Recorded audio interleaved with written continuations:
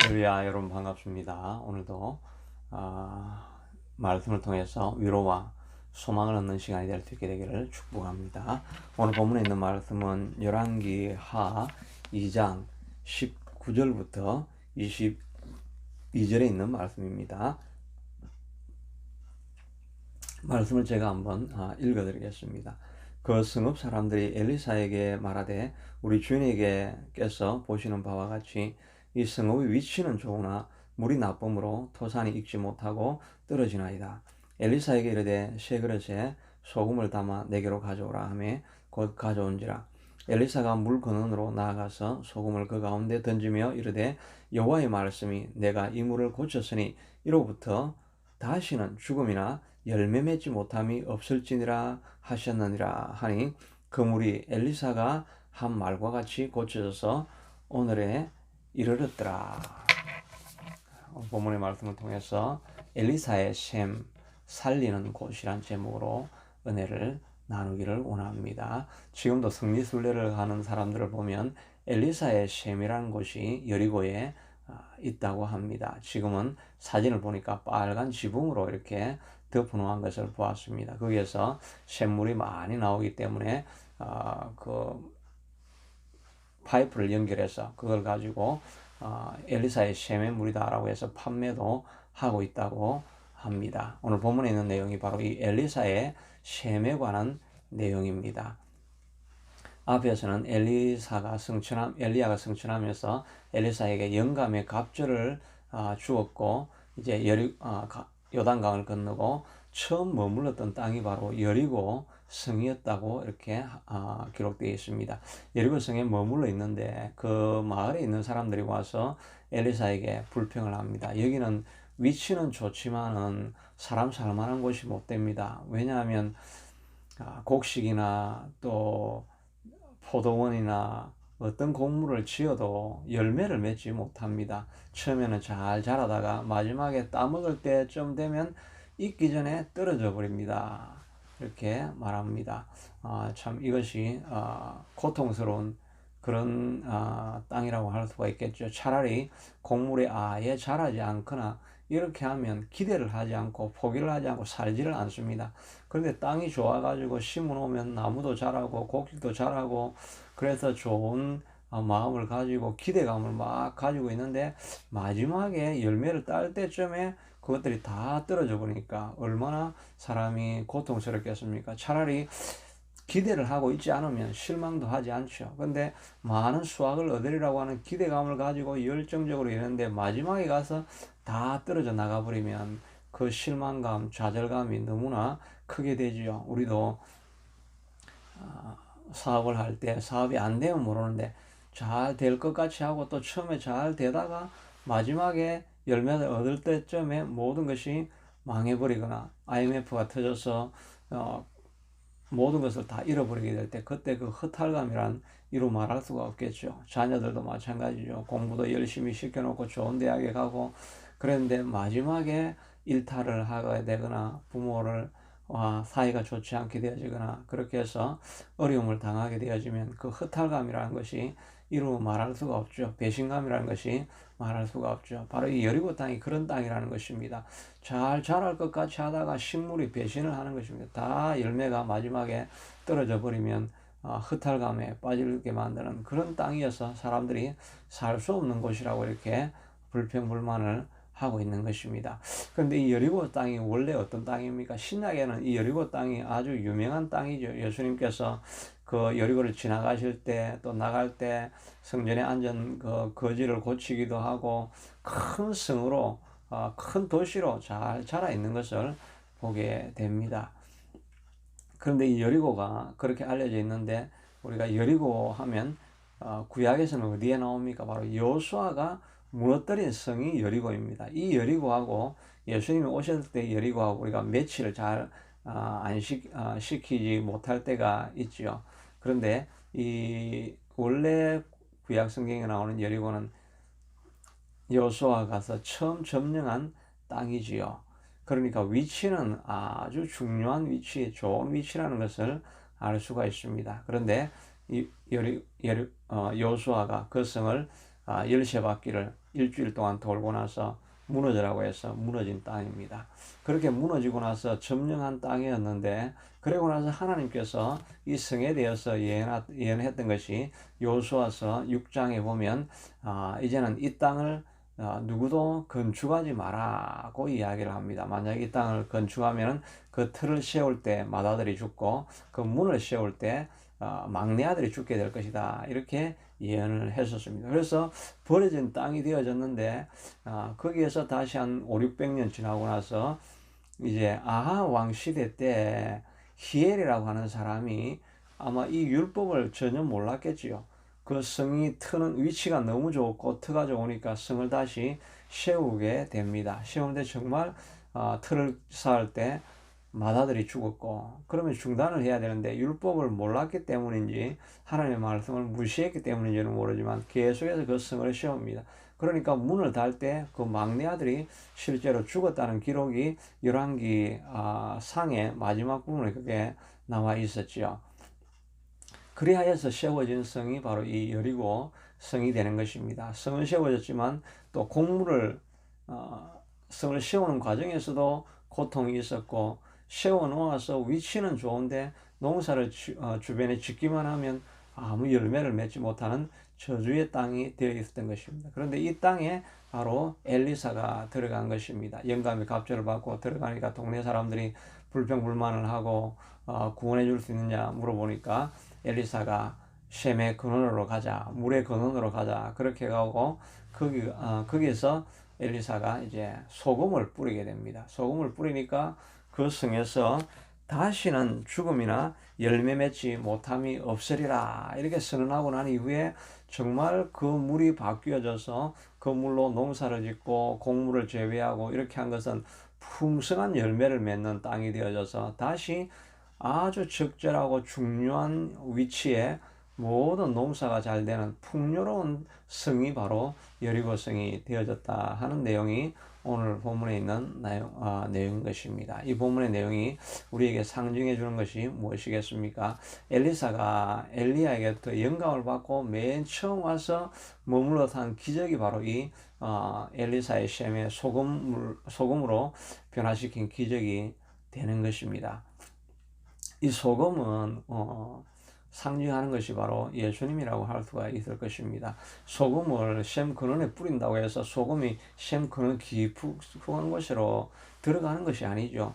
셈이 솟아나면 그냥 소금은 잠깐 있다가 씻겨가지고 그냥 흘러가 버릴 것입니다. 그런데 이 소금이 상징하는 것이 바로 예수님이죠. 예수님으로부터 보혈의 피가 뿌려진 사람은 누구든지 저주받은 자리에서 새로운 축복의 자리로 바뀌어진다는 것을 상징해 주고 있는 것이죠. 갈라디아서 3장 13절에 보면 예수님께서 나무에 달리셨는데 나무에 달린 자마다 저주를 받은 자라 하였는데, 우리의 저주를 예수님께서 율법의 저주로부터 다 십자가에 달린 예수로 말미암아서 회복을 입었다라고 말하고 있는 것입니다. 그러므로 우리는 예수 그리스도로 말미암아 누구든지 예수 그리스도를 영접하는 사람들에게는 바로 이 저주받은 자리에서 회복하고 생명과 새로움과 거듭남이 일어나는 그런 사람이 될 것이라는 것을 우리에게 보여주고 있는 말씀이라고 할 수가 있는 것입니다. 예수님의 복음이 전해지는 곳, 예수님의 십자가가 전해지는 곳은 언제나 죽음과 어둠의 땅에서 회복의 땅으로 바뀌어진 것을 보게 됩니다. 그래서 바울도 고린도서 5장 17절에 보면 보라, 이전 것은 지나갔으니 새 것이 되었도다, 이렇게 말씀하고 있지 않습니까? 우리는 이제 누구든지 그리스도 안에 들어와 있으면 이전에 저주받은 자리에서 이제는 새로운 생명의 삶으로 바뀌어졌다는 것을 선포해 주고 있는 것입니다. 역사적으로도 바로 우리 한국 땅을 바라보아도 선교사가 들어오기 전 100년 전에는 이 땅은 저주받은 땅이요, 어둠과 흑암과 미신과 질병과 모든 가난이 창궐하였던 그런 땅이었습니다. 그런데 예수 그리스도의 복음이 들어와서 심겨지고 나니까 이 땅이 생명의 삶, 빛이 반짝이는 삶으로 바뀌어진 것입니다. 우리가 지금도 셀러라이트 인공위성으로 밤에 이 한반도를 찍은 사진이 잘 알려져 있죠. 보면 딱 그 38선 이남은 빛이 계속 반짝반짝거리고 있는 그런 빛나는 땅으로 이렇게 되어져 있는데, 그 38선 이북에 보면 빛 하나 없습니다. 새까만 어둠과 흑암의 땅으로 바뀌어져 있는 것입니다. 원래는 북한이 평양이 잘 살던 땅이었습니다. 평양에 전차가 다니고 할 때 남한에는 거의 개발이 되어 있지 않았었습니다. 그때는 평양이 대부흥이 일어나고 평양으로부터 모든 예루살렘의 동양의 성지가 되어서 교회가 북한 땅에 충만하게 넘쳐 있었습니다. 그러니까 빛이 있는 땅이었죠. 그런데 공산주의가 들어오고 난 이후에 교회가 다 남한으로 내려와 버리게 됩니다. 복음이 남한으로 옮겨오니까 빛이 남한으로 옮겨져 버리고, 복음이 사라진 땅에는 흑암과 어둠만 있는 것을 보게 되는 것입니다. 바로 예수님이 하시는 일이 바로 이 죽어가는 땅을 살리는 사역을 하시는 이가 예수님인 것입니다. 그래서 예수님께서 그의 사명선 업무를 하시는 누가복음 4장에서는 주의 성령이 내게 기름을 부으셨으니 이는 가난한 자에게 복음을 전케하며 눌린 자를 자유케 하고 눈먼 자를 다시 보게 하고 포로된 자를 자유케 하고 하나님의 은혜의 해를 선포하려 하심이라고 말씀하고 있습니다. 예수님이 오신 것은 어둠에 널려있고 저주에 눌려있는 자들을 해방시키고 자유롭게 하고 눈먼 자, 질병 가운데 있는 자를 다시 보게 만들어 하시는 그 사역을 예수님께서 하신다라고 말씀하고 있는 것입니다. 그러므로 우리는 예수 그리스도의 복음을 받아들여서 어둠의 땅에서, 저주의 땅에서 생명의 땅, 빛의 삶으로 살아갈 수 있게 되기를 축복합니다. 그런데 예수 그리스도를 영접하고 있는 우리 가운데서 이런 생명과 빛과 빛이 가득한 것이 아니라 예수 그리스도를 영접하고 난 이후에도 우리에게 끊임없이 어둠이 충만하게 살아가는, 또 저주가 가득하게 살아가고 열매 맺지 못하는 삶으로 우울하고 절망적인 삶을 살아가는 사람들도 우리 주변에 얼마나 많이 있습니까? 이것은 사단이 우리를 누르고 우리 안에 있는 복음의 빛을 빼앗아 가려고 하기 때문인 것입니다. 이때 우리는 하나님 앞에 기도해야 됩니다. 나는 그리스도 안에서 새롭게 되어진 존재이다. 나는 주님 안에서 복받은 존재가 되어졌고 복의 근원이 되어졌다. 나를 누르고 있는 악한 세력들은 떠나갈지어다. 나를 절망 가운데 빠뜨리는 어두운 것들은 떠나갈지어다. 복음과 형통함과 또 풍성함을 얻지 못하게 하고 마음의 기쁨을 앗아가는 이 모든 것은 떠나갈지어다라고 예수 그리스도를 저주에서 해방받고 난 이후에도 우리가 끊임없이 투쟁하고 싸우고 쟁취하고 빼앗아야 하는 것입니다. 하나님 나라는 천국은 침노를 당하나니 침노하는 자가 빼앗느니라고 말씀하고 있지 않습니까? 그리스도를 영접한 이후에도 우리가 어두움에 눌려있는 사람이 있다고 한다면 예수 그리스도의 이름으로 내게 하나님의 축복이 임할지어다. 어두움은 떠나갈지어다라고 끊임없이 투쟁하고 회복할 수 있게 되기를 축복합니다. 예수님이 오시면 소금을 뿌려주시면 우리 인생이 다시는 너에게 죽음이나 열매 맺지 못함이 없으리라고 하나님께서 선언해 주셨습니다.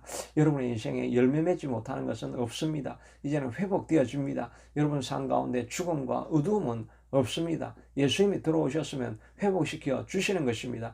여러분의 가정에 어두움과 열매 맺지 못하는 것이 있다고 한다면 예수님이 들어오시고 난 이후에는 우리가 회복되어질 수 있습니다. 새로운 가정이 되어질 수가 있습니다. 여러분의 사업터가 예수 그리스도가 들어오고 난 이후에는 죽음의 현장에서 생명의 현장으로 바뀌어지는 것입니다. 여러분이 있는 공동체가 어둠과 죽음과 다툼과 갈등 속에 있다가 예수 그리스도를 영접하고 난 이후에는 새로워지고 생명이 더하게 되는 자리로 바뀌어진 것입니다. 이것을 선포하고 나아가시기를 바랍니다. 사단은 끊임없이 우리를 속이고 거짓말을 통해서 우리 가운데 여전히 죽음이 지배하고 저주가 지배한다라고 우리를 속이고 있습니다. 그러나 예수님 이름으로 선포하고 나아가서 이 가정은 새로워질 것이다.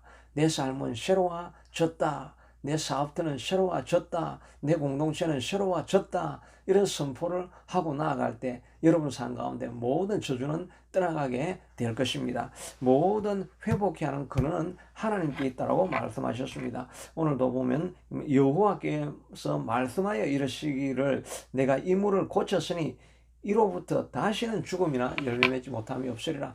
이 하나님께서 이 물을 고쳤다라고 말씀하시고 있습니다. 다시는 죽음이나 열매 맺지 못함이 없으리라고 말씀하여 주셨습니다. 이 약속을 붙들고 모든 흑암의 땅, 어둠의 땅, 고난의 땅, 환난의 땅, 어둠의 땅에서도 나는 다시 열매 맺고 일어서리라. 죽음은 내 삶에서 떠날 것이다 라고 선포하며 달려나가서 여러분 삶 가운데 하나님이 주시는 축복이 임하고 저주는 떠나가는 삶을 살 수 있게 되기를 축복합니다.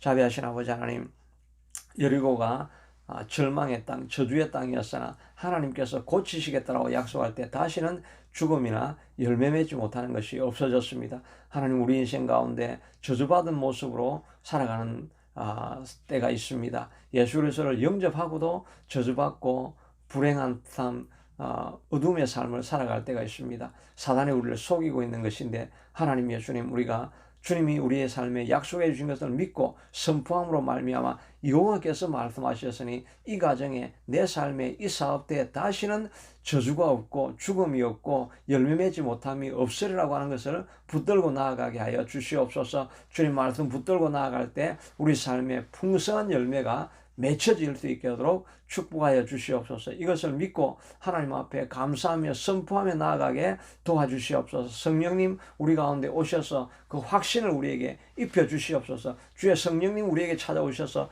그 확신을 우리에게 다시 한번 심어 주시옵소서. 형통한 삶이 되는 것을 보게 하여 주시옵소서. 하나님께서 그런 삶을 이끌어가는 것을 아버지 우리가 보게 하여 주시옵소서. 어둠은 다 떠나가게 하여 주시옵소서. 아버지, 우리를 묶고 있는 모든 어둠은 떠나가게 하여 주시옵소서. 우리를 낙심하게 하는 것에서부터 이기고 승리하게 하여 주시옵소서. 모든 저주와 어둠은 예수 이름으로 다 물러가게 하여 주시옵소서. 주의 성령님이 찾아오셔서 기름 부어주시고 확신할 수 있게 하여 주시옵소서. 마음에 가득한 평화와 기쁨 있게 하여 주시옵소서. 주의 마음에 주의 주시는 평화와 기쁨을 하나님 예수님 회복하는 시간이 되게 하여 주시옵소서. 이 모든 말씀 예수님 이름으로 기도드리옵나이다.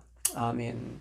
오늘도 주의 주시는 말씀을 붙들고 승리를 확신하고 선포하고 이기며 나아갈 수 있게 되기를 축복합니다. 그런 마음이 들지 않을 때 성령님 내 마음에 주님이 주시는 평안으로 하나님이 주신 축복을 확신하는 삶이 될 수 있게 도와주시옵소서. 내 인생에 열매 맺게 도와주시옵소서라고 고백하며 나아가는 하루가 되기를 축복합니다.